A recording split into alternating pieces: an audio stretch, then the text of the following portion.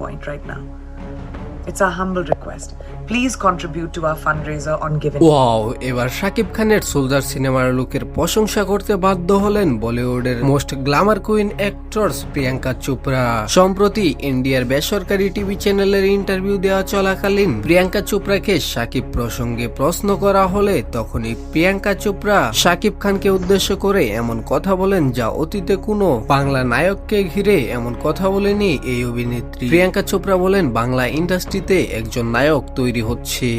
আমি বলতে চাই তৈরি হচ্ছে না, অলরেডি হয়ে গেছে। দীর্ঘ 26 বছরেরও বেশি সময় ধরে সার্ভিস দিয়ে আসছেন এই অভিনেতা, আর তার সম্প্রতি লুকগুলো আমার কাছে খুব ভালোই লাগে। যদি কখনো সুযোগ পাই তাহলে তার সাথে অবশ্যই সিনেমা করব। আর শাকিব খানকে আমি জানাতে চাই, শাকিব, তুমি যেভাবে নিজেকে পরিবর্তন করছো দিনকে দিন, সেভাবেই তুমি চলতে থাকো, কারণ তোমাকে আরো অনেক বড় পর্যায়ে যেতে হবে। আমি চাই শাকিব খান এমন একটা পর্যায়ে যাক শাহরুখ খান বা সালমান খান যে পর্যায়টাতে রয়েছে।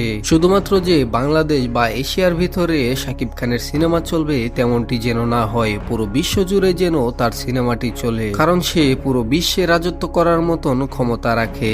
দর্শক, শাকিব খানকে নিয়ে এমন প্রশংসা করায় লিটিজেনদের প্রশংসা কুড়াচ্ছেন এই অভিনেত্রী। আমি তো চাই ভবিষ্যতে প্রিয়াঙ্কা চোপড়া এবং শাকিব খান একই সাথে ফিল্ম করুক। আমার মতামতের সাথে আপনি যদি এক হয়ে থাকেন তাহলে অবশ্যই কমেন্টে জানাতে পারেন, এবং আপনি যদি একজন রিয়েল সাকিবিয়ান হয়ে থাকেন তাহলে চ্যানেলটিকে এখনই সাবস্ক্রাইব করে ফেলুন। ধন্যবাদ।